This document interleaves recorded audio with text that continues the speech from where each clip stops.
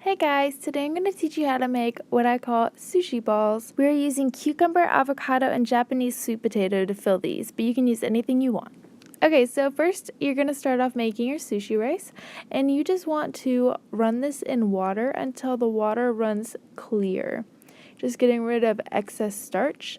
And I wanted to fill this with sweet potatoes, so these are Japanese purple sweet potatoes, and I'm steaming them.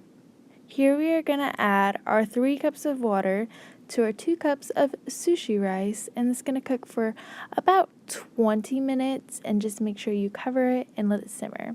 Now here we have our steamed sweet potatoes, and I'm just adding some soy sauce and some lime juice just to give it a nice flavor. And so I didn't realize, but sushi rice has a special sauce, so we are cooking that right now to pour over it.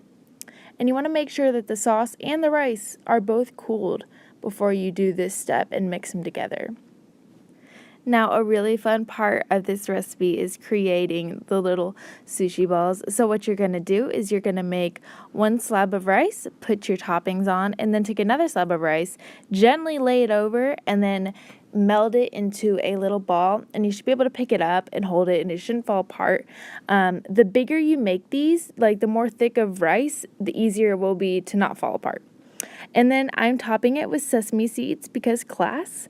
And there you have it. That is the filling, and you have your little sushi balls. Enjoy.